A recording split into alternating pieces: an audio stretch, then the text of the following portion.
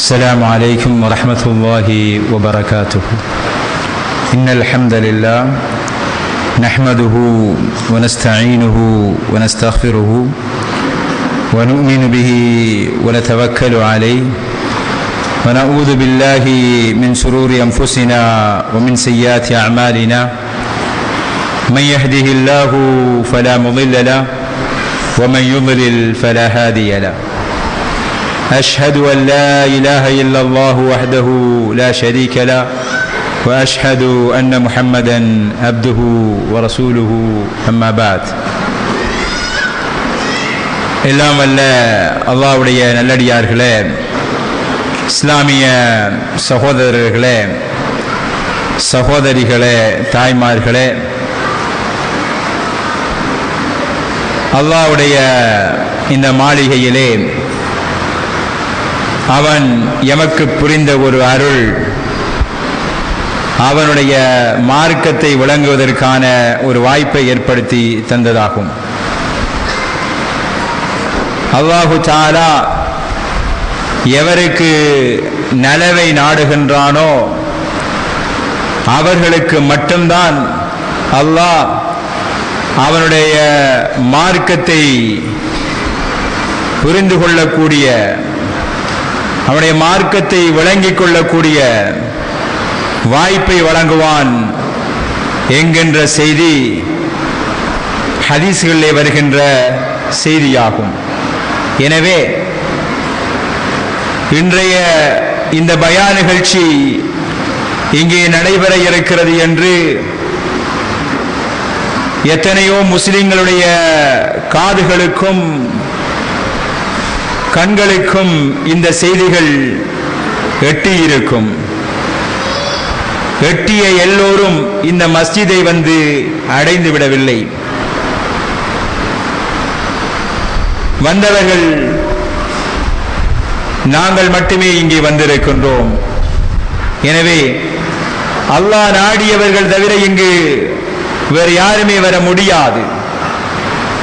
எனவே من يرد الله به خيرا يفقهه في الدين, யாருக்கு அல்லாஹ் நலவை நன்மையை நாடுகின்றானோ அவர்களுக்கு மார்க்கத்தின் தெளிவை தருவான் என்கின்ற அந்த வாக்கின் அடிப்படையில் அல்லாஹ் நலவு நாடிய கூட்டமாக எங்களை இந்த இடத்தில் ஒன்று சேர்த்த இந்த ஒன்று சேர்ப்பை தொடர்ந்தும் இந்த நலவிலே நிலைத்திருக்க, இன்னும் அவனின் மார்க்கத்தின் ஆழத்தை அறிந்து கொள்ள, அதன் வழியில் நடந்து கொள்ள, அதன் வழியில் மௌத்தாகி போக அல்லாஹ் எனக்கும் உங்களுக்கும் அருள் புரிய வேண்டும் என்று பிரார்த்தித்தவனாக சமுதாய சீர்கேடுகள் என்கின்ற தலைப்பில் சமூக சீர்கேட்டை சீர் செய்வது எப்படி என்கின்ற தலைப்பில் இங்கே பேசுவதற்கு தலைப்பு போடப்பட்டுள்ளது. ஒரு சீரிய சமுதாயத்திலே வந்து நின்று சீர்கேட்டை எப்படி சீர் செய்வது என்று பேசுவது என்பது எந்த அளவுக்கு பொருத்தம் என்று நாம் யோசிக்க வேண்டிய தேவையிலே இருக்கிறோம். முஸ்லிம் சமுதாயம் என்றால் அல்லாஹ்வுக்கு கட்டுப்பட்ட சமூகம், ஒரு சீரிய சமூகம், ஒரு சிறந்த சமூகம். இன்ஹிராஃப், அதாவது சமூக சீர்கேடில் இருந்து சீர்திருந்தி வந்த ஒரு சமுதாயத்தை தான் முஸ்லிம் சமூகமாக இஸ்லாம் அடையாளப்படுத்துகிறது. எனவே முஸ்லிம் சமூகத்துக்குள்ளே நின்று ஒரு சீரான சமுதாயமாக நாம் மாற வேண்டும் மக்களே என்று அழைப்பு விடுக்க வேண்டிய ஒரு துர்ப்பாக்கியமான சூழலில் நாங்கள் எல்லாம் இன்று இருக்கின்றோம் என்பது ஒரு வேதனையான விடயம்தான். அல்லாஹ்வுடைய நல்லடியார்களே, இஸ்லாமிய சகோதரர்களே, தனிநபர், குடும்பம், நாம் வாழும் சூழலில் எம்மோடு அண்டி வாழுகின்ற எல்லோரையும் சேர்த்துத்தான் ஒரு சமூகம் என்று சொல்லப்படும். இந்த சமூகம் அல்லாஹு தஆலா இந்த மனிதனை என்ன நோக்கத்திற்காக படைத்திருக்கிறானோ அந்த நோக்கத்தை விட்டு புரண்டு வாழ்கின்றவர்கள், அந்த நோக்கத்தை விட்டும் தூரமாகி வாழ்கின்றவர்கள் சீர்கெட்டு வாழ்கின்றவர்கள் என்று சொல்லப்படும். அல்லாஹ்வுடைய மனிதனை படைத்ததற்கான நோக்கம் நம் எல்லோருக்கும் தெரிந்த செய்தி, வமா ஹலக்துல் ஜின்ன வல் இன்ஸ இல்லா லியஅபுதூன். மனிதர்களையும் ஜின்களையும் என்னை வணங்குவதற்காக அன்றி எனக்கு என்னுடைய கட்டளைகளுக்கு எனக்கு அடிமையாக இருப்பதற்கு என் விருப்ப பிரகாரமே இந்த உலகத்திலே தன்னுடைய வாழ்க்கையை அமைத்துக் கொள்வதற்காகவே அன்றி மனிதனை வேறு எந்த நோக்கத்திற்காகவும் அல்லாஹ் படைக்கவில்லை என்று அல் குர்ஆனிலே சொல்கிறான். எனவே மனித சமுதாயம் படைக்கப்பட்டதெல்லாம் அல்லாஹ் தஆலா சொல்கின்ற அடிப்படையில் இந்த உலகத்திலே வாழ்ந்து அவன் மௌத்தாகிவிட வேண்டும். அவன் இந்த உலகத்தில் வாழ்ந்த வாழ்க்கைக்கான கூலியை நாளை மறுமையிலே கொடுத்து அவனை நிரந்தரமான ஒரு சந்தோஷ களிப்பிலே அவனை வாழ வைக்க வேண்டும் என்கின்ற ஏற்பாட்டோடு அல்லாஹ் தஆலா எங்களை எல்லாம் படைத்திருக்கிறான். அதற்கான சில சீரிய வழிமுறைகளை எமக்கு அவன் இந்த உலகத்திற்கு ஆதம் அலைஹிஸ்ஸலாம் அவர்களை அனுப்பியதிலிருந்து முஹம்மது நபி ஸல்லல்லாஹு அலைஹி வஸல்லம் அவருடைய வாழ்க்கை வரைக்கும் இந்த சமுதாயம் சீர்கெட்டு போற போதெல்லாம் சீர்படுத்தக்கூடிய சீரிய வழிமுறைகளை வழங்கி பல தூதுவர்களை அனுப்பி அவன் சீர்படுத்திக் கொண்டே இருந்தான். கடைசியாக என் பெருமானார் முஹம்மது நபி ஸல்லல்லாஹு அலைஹி வஸல்லம் அவர்களுடைய சமுதாயத்திற்கு முஹம்மது நபி ஸல்லல்லாஹு அலைஹி வஸல்லம் அவர்களை நபியாக அனுப்பி இந்த சமுதாயத்தை சீர்படுத்தி முஹம்மது நபி ஸல்லல்லாஹு அலைஹி வஸல்லம் அவருடைய வழிகாட்டுதலின் அடிப்படையில் இந்த உலக மக்கள் அனைவரும் வாழுகின்ற போது அவர் ஒரு சீரிய கோட்பாட்டுக்குள், ஒரு சீரிய கொள்கைக்குள், ஒரு சிறந்த சூழலில், ஒரு சிறந்த சமுதாயமாக இந்த உலகத்திலும் வாழுவார்கள், நாளை மறுமையிலும் வாழுவார்கள். அவர்கள் நாளை மறுமையில் சொர்க்கத்தை ஆளலாம், அதில் சந்தோஷமாக வாழலாம் என்கின்ற விடயங்களை எல்லாம் அல்லாஹ் எமக்கு தெளிவாக சொல்லித் தந்திருக்கிறான். ஆனாலும் இன்று உலகத்தில் 600 கோடி பேர் மக்கள் வாழ்கிறார்கள். இந்த 600 கோடி பேர் மக்களில் சுமார் 150 160 கோடி பேர் முஸ்லிம்கள் என்று வாழ்கிறார்கள். சுமார் 450 கோடி பேர் இஸ்லாமிய வாழ்க்கை வழிமுறையை விட்டும் தூரமாகி வழிகேட்டிலே வாழ்ந்து கொண்டிருக்கிறார்கள். இந்த 150 கோடி அல்லது 160 கோடி மக்களையும் பற்றி பெருமானார் ஸல்லல்லாஹு அலைஹி வஸல்லம் அவர்கள் சொல்கின்ற போது, என்னுடைய உம்மத்து 73 கூட்டமாக பிரிவார்கள், அதிலே ஒரு கூட்டம் தான் சொர்க்கம் நுழையும் என்று பெருமானார்கள் சொல்கிறார்கள். ஆக இந்த 160 கோடி என்று சொல்கின்ற மக்களில் இவர்களை 73 கூட்டமாக 73 வகுப்பாக பிரித்து 160 கோடியில் ஒரு கூட்டம் தான் சுவர்க்கம் போக போகிறது. 73 ஒன்றுதான் சுவர்க்கம் போகின்ற சீரிய வழியிலே வாழ்கின்ற சமூகமாக வாழ்ந்து கொண்டிருக்கிறார்கள். மற்ற சமுதாயம் இஸ்லாமிய சீரிய வழிமுறைகளை விட்டும் தூரமாகி உலகத்திலே வாழுகின்ற ஏனைய சமுதாயங்கள் பின்பற்றுகின்ற கலாச்சாரங்கள், கொள்கை ரீதியான பிறழ்வுகள், வாழ்க்கை வழிமுறை ரீதியான பிறழ்வுகள், இன்னொரு மனித சமுதாயத்தை சொர்க்கத்திலே கொண்டு சேர்க்க முடியாத வாழ்வியல் வழிமுறைகளை எல்லாம் செய்து சீரழிந்து வாழ்வதை நாம் பார்க்கக்கூடியதாக இருக்கிறது. நாங்கள் எப்படி 150-450 கோடி மக்களுக்கு இந்த இஸ்லாமிய செய்தியை, இதுதான் சீரிய வாழ்க்கை, சிறந்த வாழ்க்கை, இந்த உலகத்திலும் நாளை மறுமையிலும் மனிதனுக்கு வெற்றியை தரக்கூடிய வாழ்க்கை என்று எங்களுடைய பிரச்சாரத்தை வானோங்க பேச வேண்டும் என்ற சூழ்நிலையில் இருக்கிறோமோ, அதே போன்றால் ஒரு சூழ்நிலை முஸ்லிம் சமுதாயத்திலும் நின்று கொண்டு முஸ்லிம் சமுதாயத்தில் இருக்கின்ற 72 கூட்டங்களை பார்த்து, அல்லது இந்த உலகத்திலே இருக்கின்ற சமுதாயத்தில் இருக்கின்ற முஸ்லிம் சமுதாயத்தையும் பார்த்து, இதுதான் சமுதாயத்திற்கு நிம்மதியை தரக்கூடிய வாழ்க்கை, இதுதான் சமுதாயத்திற்கு இந்த உலகத்திலும் நாளை மறுமையிலும் வெற்றியை தரக்கூடிய வாழ்க்கை, இந்த வாழ்க்கை வழிமுறைக்குள் வாருங்கள் மக்களே என்று அழைப்பு விடுக்கக்கூடிய ஒரு சூழ்நிலையில் நாம் இருந்து கொண்டிருக்கிறோம். அன்பான இஸ்லாமிய சகோதரர்களே, நம்முடைய சமுதாய சூழ்நிலையை கொஞ்சம் ஏறெடுத்து பாருங்கள். நான் இங்கே சமுதாய சீர்கேடுகளை பட்டியலிடுவதற்காக வரவில்லை. நமக்கு எல்லோருக்குமே தெரிந்த விடயங்கள் தான். முஸ்லிம் சமுதாயம் தொடக்கம் ஏனைய இதர சமுதாயங்கள் உட்பட எல்லா சமுதாயமே மனித வாழ்வியலுக்கு ஒத்து வராத, மனித இயல்புக்கு ஒத்து வராத ஒரு சமூகமாக ஒன்று கூடி வாழுகின்ற போது அந்த சமுதாயத்துக்கு ஒத்து வராத எல்லா காரியத்தையும் இஸ்லாம் தடை செய்திருக்கிறது. அதிலே ஒரு தனிநபர் நலன் இருக்கும், ஒரு குடும்ப நலன் இருக்கும், ஒரு ஊர் நலம் இருக்கும், ஒரு சமூக நலம் இருக்கும். ஒட்டுமொத்த உலகத்திற்குமே நலனாக இருக்கக்கூடிய விவகாரங்களை ஏவி இருக்கிறது. ஒட்டுமொத்த உலக சமுதாயத்திற்கு தீங்காக இருக்கக்கூடிய காரியங்களை எல்லாம் இஸ்லாம் தடை செய்திருக்கிறது. அப்படி அவற்றை கவனித்து அதன் அடிப்படையில் வாழுகின்ற போதுதான் இந்த உலகத்திலும் மனிதர்கள் சமுதாயம் நிம்மதியாக வாழ முடியும். நாளை மறுமையிலும் அந்த சமுதாயம் நிம்மதியாக வாழ முடியும். ஆனால் இஸ்லாம் விதித்த வரம்புகளுக்குள் இந்த உலக சமுதாயம் வாழுகிறதா என்றால் வாழவில்லை. வாழாததன் காரணமாக இந்த சமுதாயம் சீர்கெட்டு கிடக்கிறது. சீர்கெட்டதன் சூழ்நிலையிலே பிரதிபலிப்பு மனித மனங்களிலே நிம்மதி கிடையாது, நிம்மதியான குடும்பம் கிடையாது, நிம்மதியான சூழல் கிடையாது, நிம்மதியான ஊர்நிலை கிடையாது, நிம்மதியான நாடு கிடையாது என்று தட்டறிந்து சீரழிந்து தெரிய வேண்டிய ஒரு மோசமான ஒரு சூழ்நிலையை இந்த உலகம் சந்தித்துக் கொண்டிருப்பதை காண்கிறோம். விபச்சாரம் என்பது ஒரு சாதாரண சமாச்சாரமாக இன்று எல்லோராலும் பார்க்கப்படுகின்ற ஒரு சூழ்நிலை.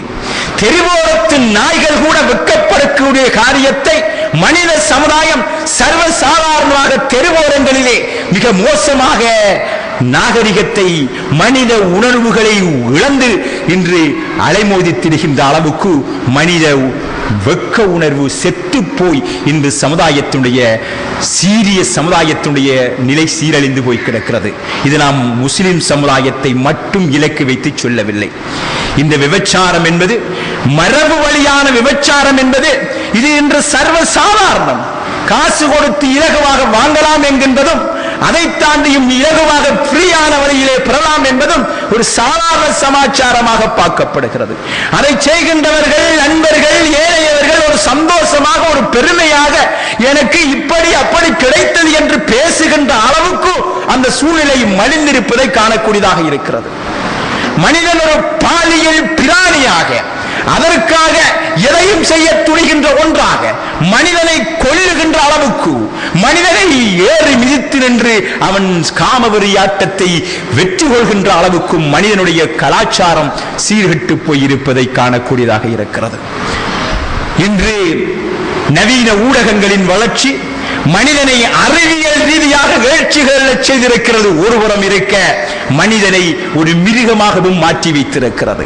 பாலியல் வேட்டைகளுக்கு அடிமையாகிய ஒரு அடிமையாக அவனை மாற்றி இருக்கிறது.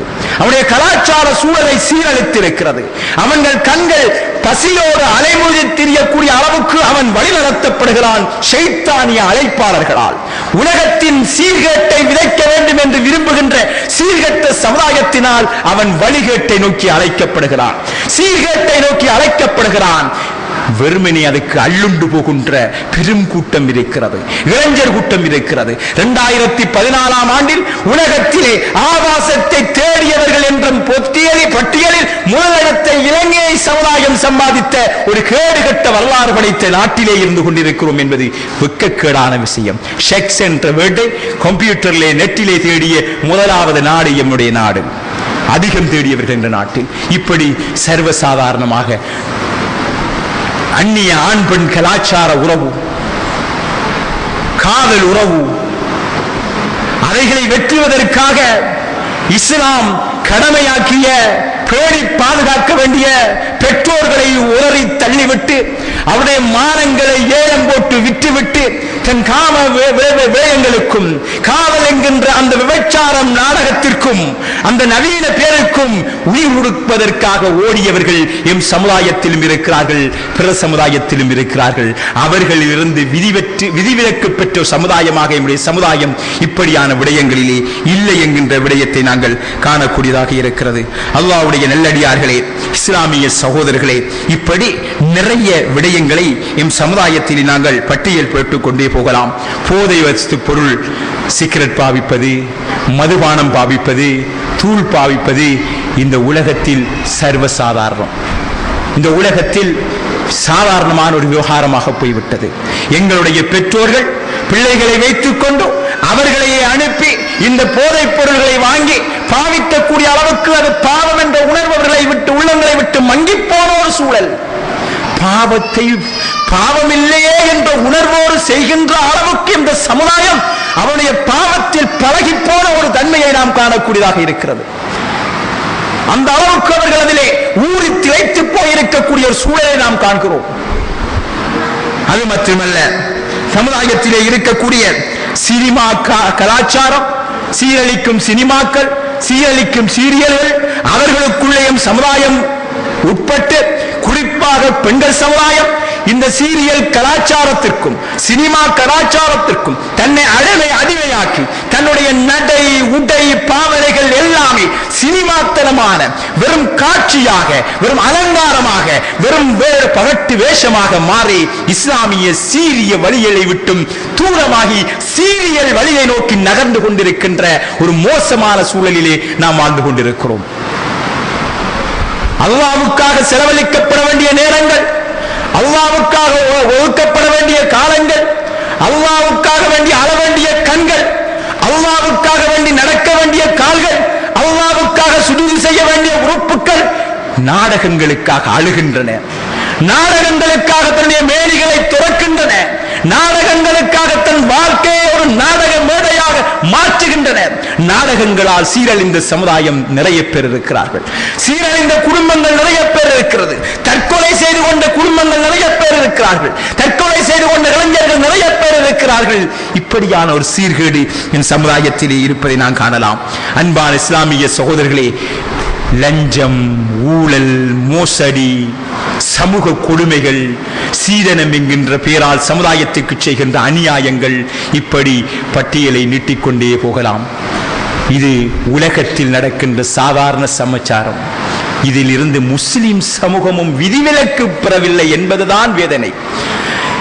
இந்த உலகத்தில் இருக்கின்ற எவர் வேண்டுமானாலும் எப்படி வேண்டுமானாலும் வாழலாம், வாழ்கிறார்கள். அப்படித்தான் முஸ்லிம் சமுதாயமும் அப்படி வாழமாக இருந்தால் இந்த இஸ்லாமிய வாழ்க்கையில் ஏற்படுத்திய மாற்றமும் தாக்கமும் என்ன சகோதரர்களே? அதைத்தான் நாங்கள் இங்கே சிந்திக்க வேண்டிய கடமையில் இருக்கிறோம்.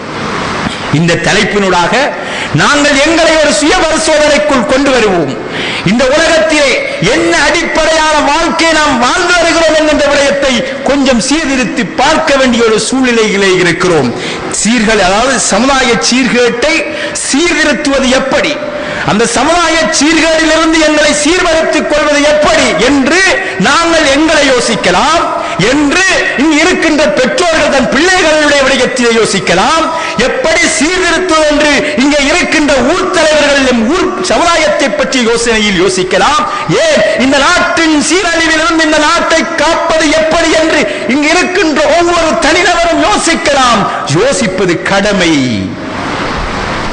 அன்பான இஸ்லாமிய சகோதரர்களே, அல்லாஹ்வுடைய நல்லடியார்களே, இன்று இந்த சீர்கேடு சம்பந்தமாக இதை சமாளிப்பதற்கு முஸ்லிம் உலகம் மட்டும் இந்த பிரச்சனைகளை சந்திக்கவில்லை.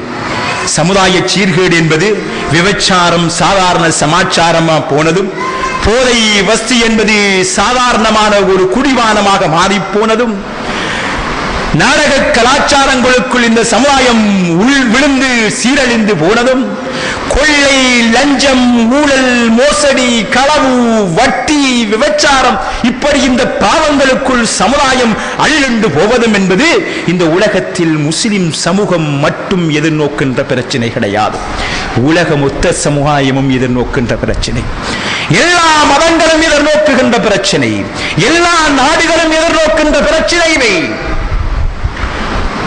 அவருடைய கலாச்சாரங்கள் சிலதை அவருடைய கலாச்சாரங்கள் அனுமதித்தாலும், அவருடைய வாழும் சூழல்கள் அனுமதித்தாலும், ஒரு நாடு ஒரு தேசம் என்று வருகின்ற போது கேடுகட்ட செயல்களின் பட்டியலில் தன் நாடு இருக்கக்கூடாது என்பதற்காக அதனை காப்பதற்கும் அதனை மறைப்பதற்கும், ஒன்று அதிலிருந்து விடுவிப்பதற்கு முயற்சி செய்கின்ற சமுதாயம், அல்லது அதனை மறைப்பதற்கு முயற்சி செய்கின்ற, அதற்காக இந்த உலகத்தில் கோடான கோடி ரூபாய்கள் செலவு செய்யப்படுகின்றன. கோடான கோடி டாலர்கள் அமெரிக்கா போதை வஸ்தை ஒழிப்பதற்கு பின்னாடி கொண்டிருக்கிறது. அமெரிக்கா நாட்டின் கலாச்சாரத்தை ஒரு மேன்மைமிகு கலாச்சாரமாக, ஒரு சீர்குலைந்த சமுதாயமாக மாற்றுவதற்கு போராடி கொண்டிருக்கிறது. இந்த உலகத்தில் இருக்கின்ற எல்லா அமைப்புகளும், எல்லா இனங்களும், எல்லா மதங்களும் சமுதாயத்தை ஒரு சீரிய சமுதாயமாக, ஒரு சிறந்த சமுதாயமாக, ஒரு சிறப்புக்குரிய சமுதாயமாக மாற்றுவதற்காக கடுமையாக உழைத்துக் கொண்டிருக்கிறார்கள், கடுமையாக செலவழித்துக் கொண்டிருக்கிறார்கள். அவர்களால் வெற்றி கொள்ள முடியவில்லை. அவர்களால் அவருடைய இளம் தலைமுறைகளை மனம் பேதலித்து போன நிலையில் பாலியல் பிராணிகளாகவும் போதை வஸ்தின் அடிமைகளாகவும் இந்த உலகத்திலே இருக்கின்ற கேடுகட்ட கலாச்சாரங்களை சர்வசாதாரணமாக செய்கின்ற சூழ்நிலையில் விடுவித்து ஒரு மனிதம் நிறைந்த, ஒரு ஹியூமனிட்டி, ஒரு மனிதம் நிறைந்த ஒரு மனிதனாக, ஒரு புனிதனாக, நல்ல பண்பாடு கொண்ட ஒரு பிரஜையாக மாற்றுவதற்கு நாடுகள் திண்டாடி கொண்டிருக்கின்றன. அன்பான இஸ்லாமிய சகோதரர்களே, இந்த சூழலில் இருந்து இந்த சமுதாயத்தை விடுவித்துக் கொண்டு வருவது எப்படி? அனாச்சாரங்கள், கலாச்சார மோசடிகள், சீர்கேடுகள் என்கின்ற விடயங்களை பட்டியல் போட்டுக் கொண்டால் நாள் முழுக்க பேசிக் கொள்ளலாம். அப்படி செய்கிறார்கள், இப்படி செய்கிறார்கள், அதை செய்கிறார்கள், இதை செய்கிறார்கள் என்று. இந்த கலாச்சார மோசடிகள் அல்லது சீர்கேடான வாழ்க்கை வழிமுறைகள் என்பது நிறைய நமக்கு தெரியும். நமக்கு தெரிந்து கொண்டுதான் நாம் வட்டிக்கு கொடுக்கிறோம். நமக்கு பாவம் என்று தெரிந்து கொண்டுதான் நாம் விபச்சாரத்தில் ஈடுபடுகிறோம். விபச்சாரமான காட்சிகளை கண்ணால் பார்க்கிறோம். விபச்சாரமான ஆபாசமான பாடல்களை காதுகளால் கேட்கிறோம்.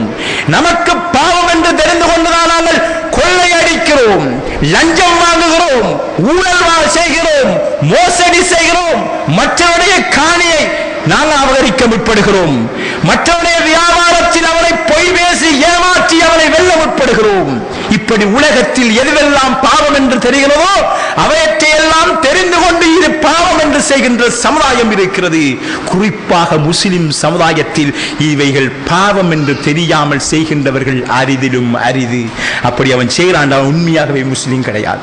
விபச்சாரம் ஹராம் என்று தெரியாத ஒருவன் முஸ்லிம் சமுதாயத்தில் இருக்க முடியுமா சகோதரர்களே?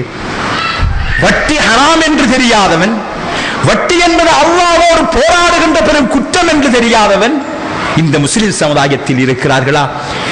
அப்படி இருந்தால் அவன் இந்த முஸ்லிம் சமுதாயத்திற்குள் இருக்க தகுதியானவனா? ஆனால் இருக்கிறார்கள், பாவத்தை செய்து கொண்டே இருக்கிறார்கள். பாவம் என்று தெரிந்து கொண்டு அதில் திளைத்துக் கொண்டிருக்கிறார்கள், அதில் மூழ்கி நீச்சல் அடித்துக் கொண்டிருக்கிறார்கள். அன்பான இஸ்லாமிய சகோதரர்களே, இன்று உலகம் எதிர்நோக்குகின்ற இந்த சமூக சீர்கேடுகளை சமாளிக்க முடியாமல் திண்டாடுகின்ற பிரச்சனைகளை கொஞ்சம் இன்னும் காலம் தள்ளி கொஞ்சம் சென்று ஜாகிலிய கால சமுதாயத்தை பற்றி கொஞ்சம் பாருங்கள். ஜாகிலிய கால சமுதாயம் இன்று இருக்கின்ற சீர்கேடுகளை விட மிக மோசமான ஒரு சீர்கேடான சூழ்நிலையில் வாழ்ந்து கொண்டிருந்தார்கள். நாம் இன்று பேசுகின்ற விபச்சாரம் அன்றும் இதே போல ஒரு சர்வ சாதாரணமான சமாச்சாரம். அதை யாரும் குற்றமாக பார்க்க மாட்டார்கள். யாருமே குற்றமாக பார்க்காத சூழல். தன் தந்தையின் மனைவியை தனக்கு தாரமாக ஆக்கிக் கொள்கின்றதை கேவலமாக பார்க்காத சூழல் அது. மிக மோசமான ஒரு கலாச்சாரம். யாரோடும் கூடலாம், யாரோடும் குழந்தை பெற்றுக் கொள்ளலாம், எதுவும் எப்படியும் செய்யலாம் என்கின்ற ஒரு சூழல். திருமண ரீதியாக ஆண் பெண் உறவு ரீதியான உறவு, கொள்ளை சர்வசாதாரணமான விடயம். கௌரவத்திற்காக, பதவிக்காக, பட்டத்திற்காக யாரையும் சர்வசாதாரணமாக கொண்டொழிக்கின்ற கலாச்சாரம் சர்வசாதாரணமாக. கௌரவத்திற்காகவே பச்சிலம் பாலகர்களை அவர்கள் துடிக்க துடிக்க பெண் குழந்தைகளை கொலை செய்தவர்கள் என்று நாம் வரலாற்றிலே படித்திருக்கிறோம். இது மிகைப்படுத்தப்பட்ட உண்மை கிடையாது. மிகைப்படுத்தப்பட்ட உண்மை கிடையாது. அரபிகளில் இருக்கின்ற ஒரு குறிப்பாக ஒரு கோத்திரத்தினரில் இந்த விடயத்தை செய்து கொண்டிருந்தார்கள். கௌரவம் என்றால் பெண் குழந்தை ஒரு அவமான சின்னமாக பார்க்கப்பட்டு அந்த அவமான சின்னங்கள் தன் கரங்களாலேயே குழி தோண்டி புதைக்கப்பட்டன. அன்று மண்ணை தோண்டி புதைத்தார்கள். இன்று கருவறைக்குள் அவைகள் குழி தோண்டி புதைக்கப்படுவது போன்று அன்று மண்ணை தோண்டி தன் குழந்தைகளை குழி தோண்டி புதைத்த ஒரு கலாச்சாரம் இருந்தது. கௌரவத்திற்காக பல வருடங்கள் கோத்திரங்கள் மோதின, பல கலைகள் உருண்டன, பல கரங்கள் இழந்தன, பலர் நொண்டியலாக ஆகி போனார்கள். இந்த வரலாறை நாம் பார்க்கிறோம். இப்படி அல்லாஹு தஆலா குர்ஆனிலே அவர்களை பற்றி சொல்லுகின்ற போது وَكُنْتُمْ شَفَا حُفْرَةٍ مِنَ النَّارِ فَأَنْقَذَكُمْ مِنْهَا நீங்கள் நரகத்தின் விளிம்புகளிலே வாழ்ந்து கொண்டிருந்தீர்கள் என்று ஜாஹிலிய கால சமுதாயத்தை பார்த்து அல்லாஹ் சொல்கிறான். நீங்கள் நரகத்தின் விளிம்புகளிலே வாழ்ந்து கொண்டிருந்தீர்கள். அப்படியான ஒரு மோசமான வாழ்க்கை. இன்று நாம் நவீன ஜாகிலியத் என்று இந்த ஜாகிலியத்தில் என்னென்ன சீர்கேடுகளை பற்றியெல்லாம் பட்டியலிடுகிறோமோ அத்தனை பட்டியலும் இந்த சமுதாயத்தில் அன்றைய ஜாகிலிய காலத்தில் நடந்து வந்தது. மக்களே, இன்று உலகம் என்ன பாவத்தை ஒழித்து இந்த சமுதாயத்தை தூய்மைப்படுத்த வேண்டும் என்று திண்டாடுகிறதோ மதுபானம் அவருடைய கௌரவத்தின் அடையாளமாக பார்க்கப்பட்டது. போதை வஸ்து பொருட்கள் என்பது அவருடைய வீடுகளிலே அடையாளத்தின் மரியாதையின் அடையாளங்களாக, கௌரவத்தின் அடையாளங்களாக, வீடுகளில் அதிகம் மதுபானம் வைத்திருப்பவர்கள் கௌரவத்துக்குரியவர்களாக பார்க்கப்பட்ட வரலாற்றை நாங்கள் படித்தவர்கள். இப்படி இன்று சீர்கேடின் அடையாளங்களாக இவைகளெல்லாம் அடையாளப்படுத்தப்படுகின்றன. அத்தனை சீர்கேடுகளும் இருந்த ஒரு ஜாகிலிய கால சமுதாயத்துக்கு இஸ்லாம் எவ்வளவு வேகமாக தீர்வு கொடுத்தது என்று எமக்கு தெரியாதா? ரசூல் ஸல்லல்லாஹு அலைஹி வஸல்லம் காட்டிய இந்த இஸ்லாம் மார்க்கம்தான் இன்று உலகம் பல கோடி ரியால்களையும் டாலர்களையும் ஏழைய ரூபாய்களையும் செலவழித்து ஒழிப்பதற்கு போராடி கொண்டிருக்கின்ற இந்த சீர்கேட்டை சீர் செய்வதற்கு இஸ்லாம் ஒன்றே தீர்வு என்பதை நாம் தெளிவாக விளங்கி வைத்துக் கொள்ள வேண்டும். முஸ்லிம் சமுதாயம் சீர்கேடு என்று நாங்கள் எங்களுக்குள் சிந்தித்து எம் மந்தைகளை உழைத்துக் கொள்வதில் அர்த்தம் என்னவென்றால் இஸ்லாத்தை தெரியாமல் நாங்கள் நிறைய பேர் ஓடித் திரிகிறோம், அல்லது இஸ்லாத்தில் வாழாமல் நிறைய பேர் ஓடித் திரிகிறோம். அன்பான இஸ்லாமிய சகோதரர்களே, இஸ்லாமிய வரலாறில் நீங்கள் எடுத்து பார்த்தால் இஸ்லாமிய வரலாறு சமுதாய சீர்கேடு நிறைந்திருந்த அந்த சூழலில் அதை மிக இலகுவாக ஒன்றொழித்து ஒரு புனிதமிகு தூய்மையான சமுதாயத்தை உருவாக்கி காட்டியது. ஒரு சீரிய சமுதாயத்தை படைத்து காட்டியது. ஒரு சீரிய சமுதாயம். பெண் வித்தர்களாக, போதை பித்திரை அலைந்து திரிந்தவர்களாக, கொலை செய்வதை சாதாரண சமாச்சாரமாக செய்தவர்களாக, தன் குழந்தைகளையே குழி தோண்டி புதைத்தவர்களாக, வட்டி ஏனைய சமூக கொடுமைகளை எல்லாம் சாதாரணமாக செய்தவர்களாக இருந்த அந்த மக்களை தான் இன்று அவர்களுடைய பெயர்களை சொல்லுகின்ற போது ரலியல்லாஹு அன்ஹு என்று நாம் சொல்லுகிறோம். வாய் நிரம்ப சொல்லுகிறோம். அல்லாஹு தஆலா அவர்களை பொருந்திக் கொள்வானாக என்று. ரலியல்லாஹு அன்ஹும் வரது அன்ஹு. அல்லாஹு தஆலாவை அவர்கள் பொருந்திக் கொண்டார்கள். அல்லாஹு தஆலா அவர்களையும் பொருந்திக் கொண்டான். இந்த உலகம் அழியும் வரைக்கும் இந்த உலகத்தில் வாழப் போகின்ற விசுவாசிகள் எல்லோரும் அவர்களை வாயார போகின்ற ஒரு பாக்கியமிக்க மனிதர்களாக மாற்றியது எது சகோதரர்களே? அவர்கள் இருந்த ஜாகிலியத்திலிருந்து, அவர்கள் இருந்த சீர்கேடான சூழ்நிலையிலிருந்து அவர்களை காத்து கொண்டு வந்து மனித புனிதர்களாக அவர்களுடைய பெயர்கள் சொன்னாலேயே வாய் நிரம்ப மன நிரம்ப குளிர்ந்த மனதோடு அவர்களுக்காக பிரார்த்தனை செய்யக்கூடிய ஒரு சூழ்நிலையை உருவாக்கியது எது? இந்த இஸ்லாம் ஒன்றுதான். எனவே நாம் சீர்கேடில் இருந்து சீரழிவில் இருந்து எங்களை சீர்திருத்திக் கொள்ள வேண்டும் என்றால் இஸ்லாத்தை நோக்கி மீள வேண்டும். இஸ்லாமிய வாழ்க்கை வழிமுறைதான் இந்த உலகத்தின் பிரச்சனைக்கு தீர்வு. இந்த முஸ்லிம் சமுதாயத்தின் பிரச்சனைக்கு தீர்வு.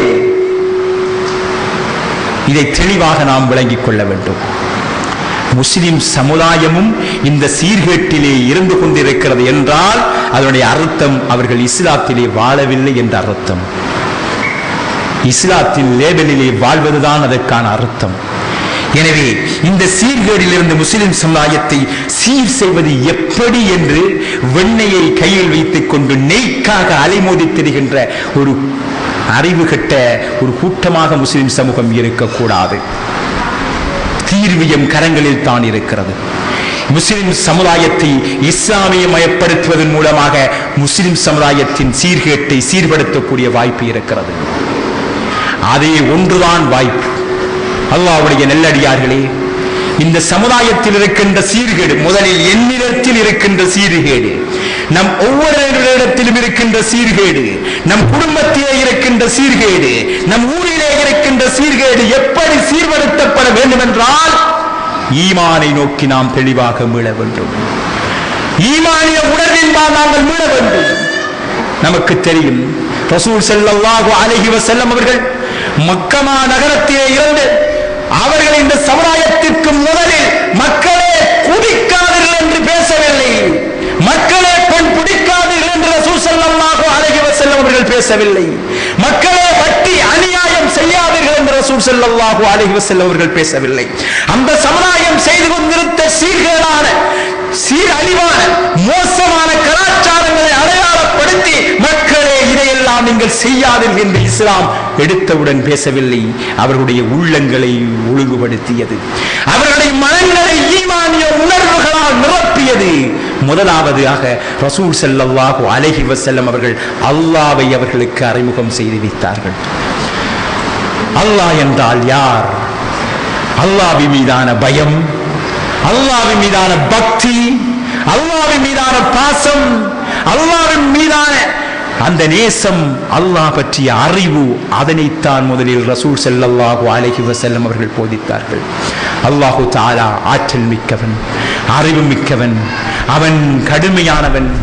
அவனோடும் அவன் சொல்கின்ற வழியில் வாழ்கின்ற மக்களுக்கு அவன் கருணையும் அன்பும் அளவில்லா அருளும் புரியக்கூடியவன் என்கின்ற செய்தியை இந்த உலகத்தின் ஒட்டுமொத்த இயக்கமும் அவன் வசமே இருக்கின்றன. அவனால் தான் இந்த பூமியின் எல்லா விடயங்களும் ஆகிக் கொண்டிருக்கின்றன. அவனுடைய அறிவை விட்டு மறைந்த விடயங்கள் எதுவும் கிடையாது, அவன் ஆற்றலை விட்டு மீறிய விடயங்கள் எதுவும் கிடையாது என்று அல்லாஹ் ரப்பு இந்த உலகத்தை படைக்கின்றவன், பரிபாலிக்கின்றவன், பக்குவப்படுத்துகின்றன. இந்த உலகத்திற்கான எல்லா விடயங்களையும் அவன் பொறுப்பிலேயே இருக்கின்ற அந்த ருபூபியத்தை இறைவன் தான் இந்த உலகத்தின் இரட்சகன் என்கின்ற விடயத்தை முதலில் விளங்கப்படுத்தினார்கள். இரண்டாவதாக அல்லாஹ்வுடைய உலூஹியத், அஸ்மா வ சிஃபாத், அல்லாஹ்வுக்கு இருக்கக்கூடிய பெயர்கள், அல்லாஹ்வுக்கு இருக்கக்கூடிய பண்புகள். அல்லாஹ் பஸீர், அல்லாஹ் பார்க்கக்கூடியவன். அலீம், அல்லாஹ் தஆலா அறியக்கூடியவன், எல்லாவற்றையும் அறியக்கூடியவன் என்கின்ற அல்லாஹ்வுடைய ஆளுமையை விளங்கப்படுத்துகிறார்கள். அல்லாஹ் தஆலா அறியக்கூடியவன் என்கின்ற விடயத்தை விளங்கப்படுத்துகின்ற போது அழகான ஒரு குர்ஆன் வசனத்தை அல்லாஹ் தஆலா விளங்கப்படுத்துகின்றான். அந்த மக்கள் உணரும் வகையில் இந்த உலகத்திலே ஒரு இலை விழுவதாக இருந்தால் கூட அல்லாஹ்வின் அறிவுக்கு எட்டாமதவர்கள் விழுவது கிடையாது என்கின்ற செய்தியை அல்லாஹ் தஆலா குர்ஆனிலே அழகாக விளங்கப்படுத்துகிறான். ஒரு இலை விழுந்தால் கூட அல்லாஹ்வின் அறிவுக்கு எட்டாமல் விழாது என்று சொல்லுகின்ற போது இந்த உலகத்தில் எத்தனை மரங்கள், எத்தனை செடிகள், எத்தனை கொடிகள், எத்தனை வகைகள் உலகத்தில் இருக்கின்றன. அத்தனையும் அல்லாஹ் அறிந்தவனாகவே விழுகிறது என்றால் அல்லாஹ் உங்களுடைய விவகாரங்களை எல்லாம் அறிந்தவன் மக்களே என்று அல்லாஹ்வின் அறிவை அவருடைய மக்களில் உள்ளங்களிலே விதித்தார்கள். அல்லாஹ் தஆலா உங்களை பார்த்துக் கொண்டிருக்கிறான். நாங்கள் கவிதை அடிப்படையில் பேசுவது போன்று காரிலும் கருங்கடலிலும் ஊறுகின்ற கருங்கல்லிலும் ஊறுகின்ற கருமண்டையும் காணும் ஆற்றல் கொண்டவன் அல்லாஹ் என்று அல்லாஹ்வின் ஆற்றல், அல்லாஹ்வின் பார்வை மகத்தானது மக்களே என்று அல்லாஹ்வை பற்றி அந்த பார்வையை விளங்கப்படுத்தினார்கள். அதனால் தான் அன்று வரைக்கும் பெண்களின் அடிமையாக இருந்தவர்கள், அன்று வரைக்கும் சாராயத்தின் மதுபானத்தின் அடிமையாக இருந்தவர்கள், அன்று வரைக்கும் பணத்திற்கு அடிமையாக இருந்தவர்கள், அன்று வரைக்கும் வரட்டு கௌரவங்களுக்கு அடிமையாக இருந்தவர்கள் அல்லாஹ்வை பற்றி சொன்னபோது அனைத்தையும் விட்டுவிட்டு அல்லாஹ்வுக்கு சரணடைந்தார்கள்.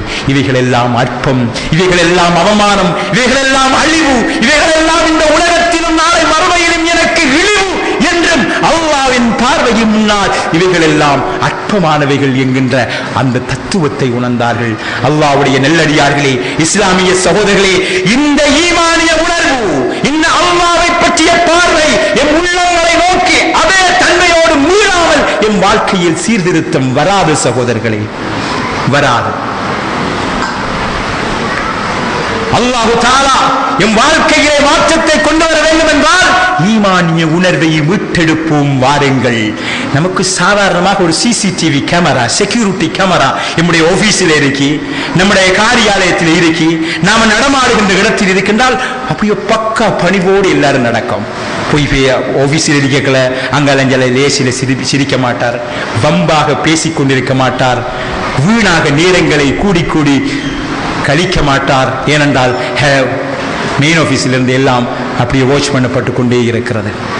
அல்லாஹ் இந்த ஒரு சிசிடிவி கேமராவுக்கு கொடுத்த மரியாதையை, இந்த சிசிடிவி கேமராவுக்கு இருக்கின்ற ஆளுமையை உணர்ந்து கொண்ட அந்த அளவுக்காக அல்லாஹ்வை உணர்ந்திருந்தால் நாங்கள் பொய் பேசுகின்ற போது, புரட்டு செய்கின்ற போது, மோசடி செய்கின்ற போது, ஏமாற்றுகள் செய்கின்ற போது, மற்ற மனிதர்களை கொண்டு குமித்து கொலை செய்தவருடைய உள்ளங்களை நாங்கள் உடைக்கின்ற போது, நாம் வாழுகின்ற சூழலில் நாம் செய்கின்ற அநியாயங்களை யாருமே பார்க்கவில்லை என்ற உணர்விலே செய்கின்றோமே தவிர அல்லாஹ் பார்த்துக் கொண்டிருக்கிறான் என்ற உணர்வு எமக்கு வந்தால் இந்த பாவங்களை நாம் செய்வோமா சகோதரர்களே? நிச்சயமாக செய்ய மாட்டோம். நான் நினைக்கிறேன் அல்லாஹ் பார்க்கல, அல்லாஹ் பார்த்தாலும் பார்க்காம இருக்கான் என்ற நினைப்பில், அல்லாஹ்வுடைய தண்டனைகள் நம் கண் முன்னால் காணவில்லை என்கின்ற நினைப்பில் வாழ்ந்து கொண்டிருக்கிறோம்.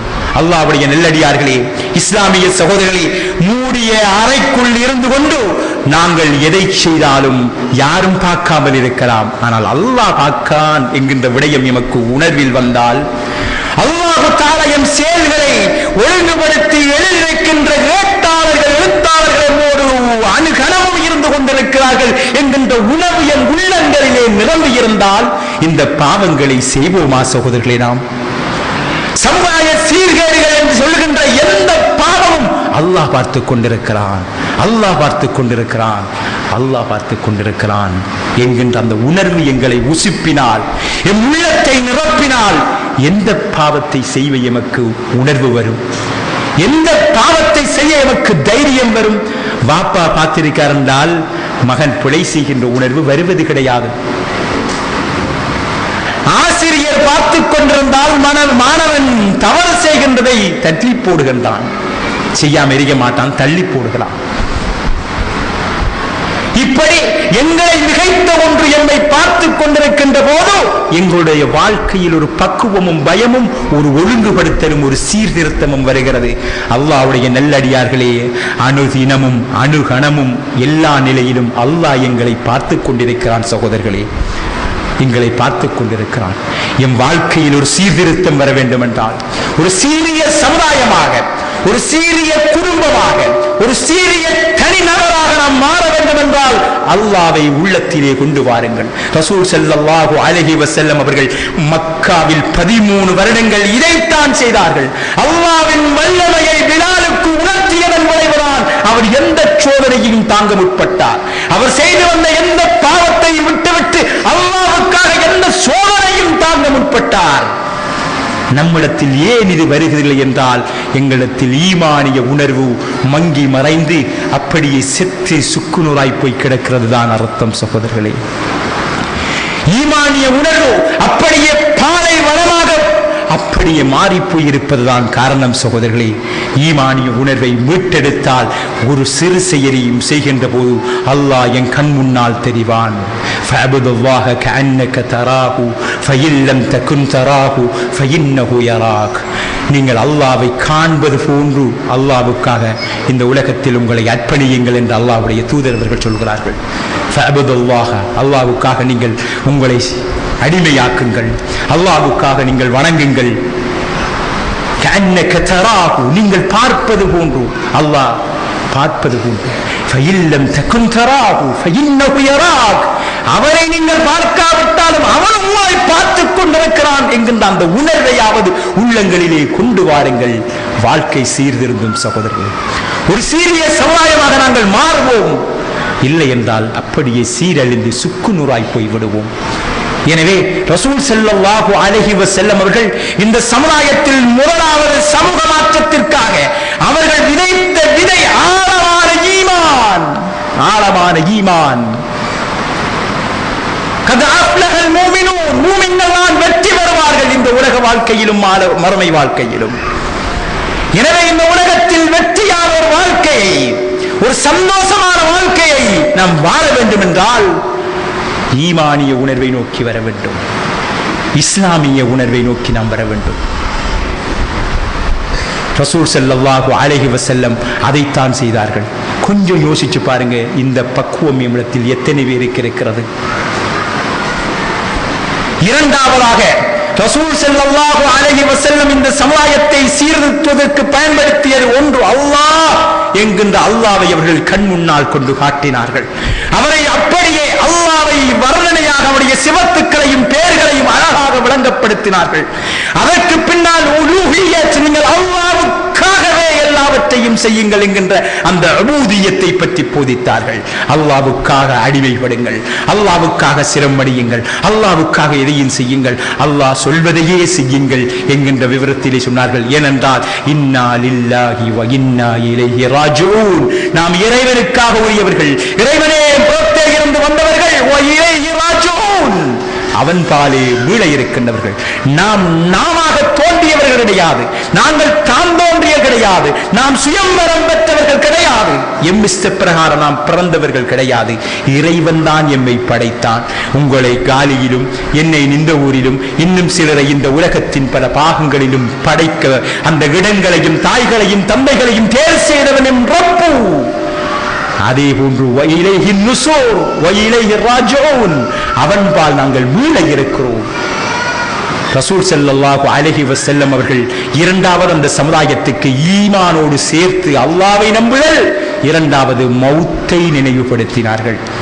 மக்களே, நீங்கள் எல்லாம் மௌத்தா போய் தெரியுங்கள். குல்லு நஃப்ஸின் தாயிகத்துல் மௌத், எல்லா மனிதர்களும் மௌத்தாகியே ஆக வேண்டும். எல்லோரும் பலமான கோட்டைகளிலே இருந்தாலும் உங்களை மரணம் வந்து அடைந்தே தீரும் என்கின்ற செய்தியை ஆழமாக அந்த உள்ளத்திலே பதித்தார்கள். மௌத்தை பற்றி பேசினார்கள். மக்களே, நீங்கள் எல்லாம் மௌத்தாகி விடுவீர்கள். இன்றோ நாளையோ என்றோ ஒரு நாள் நீங்கள் எல்லோரும் மௌத்தாகி விடுவீர்கள் என்ற செய்தியை அந்த சமுதாயத்துக்கு சொன்னார்கள். அதனோடு மௌத்தாகி விடுவீர்கள் என்பது ஒரு புதிய செய்தி கிடையாது.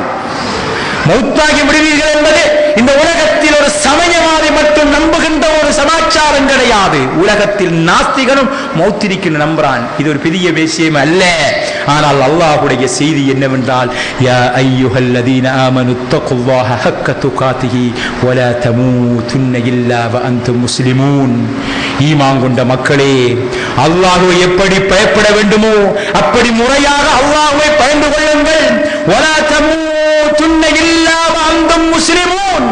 நீங்கள் மௌத்தாகின்ற போது அல்லாஹ்வுக்கு கட்டுப்படாத நிலையில் மௌத்தாகி விடாதீர்கள் என்கின்ற எச்சரிக்கையை இரண்டாவதாக சொன்னார். ஏனென்றால் வயிலைஹி ராஜிஊன், நாம் இறைவன் புறத்தே இருந்து வந்தவர்கள், இறைவன் புறத்தே போக வேண்டியவர்கள். அல்லாஹ் தஆலா இந்த ஒட்டுமொத்த வாழ்க்கைக்குமான வினாவை நமக்கு எதிராக தொடுக்க இருக்கிறான். அதற்கு பதில் சொல்ல வேண்டிய கடமை உங்களுக்கு இருக்கிறது மக்களே. எனவே நீங்கள் செய்கின்ற எல்லா காரியத்தையும் சரியானதை சீரானதை செய்து அல்லாஹ்விடத்திலே தப்புவதற்கு வழிபாடுங்கள் என்ற செய்தியை போதித்தார்கள்.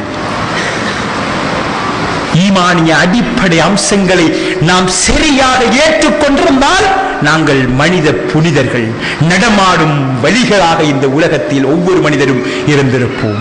வழிகளை தேடி வழி பிடித்தவர்கள் போல் அலைந்து தெரிய மாட்டோம்.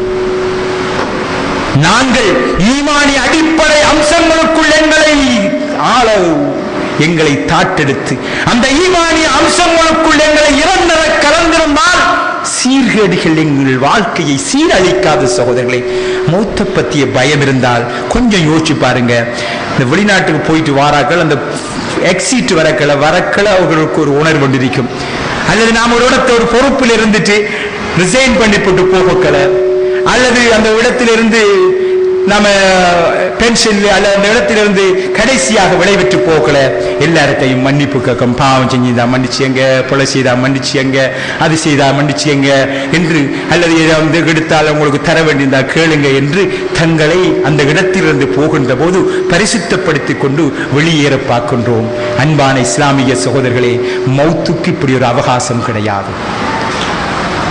மௌத்து சொல்லிட்டு வாரல்ல, திடீரென்று வரும். அந்த திடீரென்று வருகின்ற மௌத்தை வெல்ல வேண்டும் என்றால் ஒரு சீரிய வாழ்க்கை நமக்கு இருக்க வேண்டும். அல்லாஹ்வுக்கு கட்டுப்பட்ட வாழ்க்கை வழிமுறை இடத்திலே இருக்க வேண்டும். எந்த பாவமும் செய்த மனிதன் அந்த பாவத்தோடு மௌத்தானால் அல்லாஹ்வை சந்திப்பது எப்படி?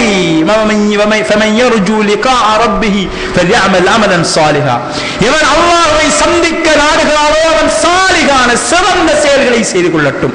அல்லாஹ் அங்கீகரிக்கக்கூடிய செயல்களை மட்டும் செய்து கொள்ளட்டும் என்று அல்லாஹ் அல் குர்ஆனிலே சொல்கிறான். فمن كان يرجو لقاء ربه فليعمل عملا صالحا.